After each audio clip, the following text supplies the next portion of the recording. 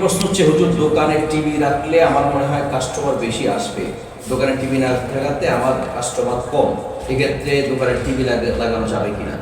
উত্তর হচ্ছে, দোকানে টিভি লাগালে কাস্টমার বেশি আসবে, অন্যথায় বেশি আসবে না বা কম আসতেছে, এই চিন্তাটাই হতে পারে শয়তানের একটা ধোঁকা।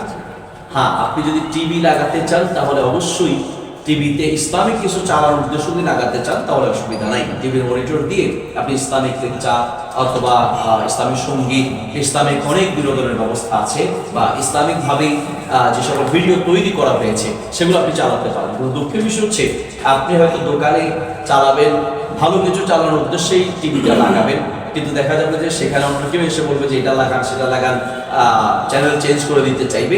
এইসবগুলো থেকে যদি আপনি মুক্ত রেখে শুধুমাত্র টিভিতে ইসলামিক কিছু চালাবেন, এই উদ্দেশ্যে যদি টিভির কোনো মনিটর বা টিভি চালান তাহলে অসুবিধা নেই। বাকি টিভি লাগানো, হারাম কিছু চালানোর উদ্দেশ্যে আপনি ব্যবসা করবেন, ভালো করে মনে রাখবেন, ব্যবসায় আপনি যত পলিসি খাটান, আমরা অনেকে বিভিন্ন পলিসি খাটাই, যতই পলিসি খাটান না কেন, যদি আল্লাহ তাআলা বরকত না দেয় তাহলে আপনি হাজার চেষ্টা করেও আপনি বরকত আনতে পারবেন না বা আপনি ব্যবসা বৃদ্ধি করতে পারবেন না।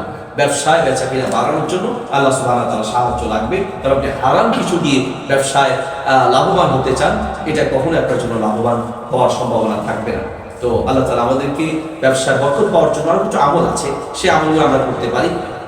দোকানে ব্যবসা বৃদ্ধি পাওয়ার জন্য এক নম্বর হচ্ছে যে আল্লাহ সুবহানাহু ওয়া তাআলা যখন সাহায্য চাইবেন, দোকান খুলবেন বিসমিল্লাহ বলে, তাকে আপনার যে ক্যাশ আছে ক্যাশে টাকা রাখবেন বিসমিল্লাহ বলে, তারপরে হালাল কিছু বিক্রি করবেন, হারাম থেকে মুক্ত থাকবেন, মানুষের কল্যাণ করার উদ্দেশ্য রাখবেন, ইস্তেগফার করবেন, ইস্তেগফারের মাধ্যমে আল্লাহ তাআলা রিজিক বাড়ায়। রিজিক বাড়ানোর 14টা আমল রয়েছে, ইন্টারনেটে সেটা আপনারা দেখে নিতে পারেন, অনলাইনে সার্চ দিলেও পাবেন, দলিল সহজেই আমলগুলো আছে।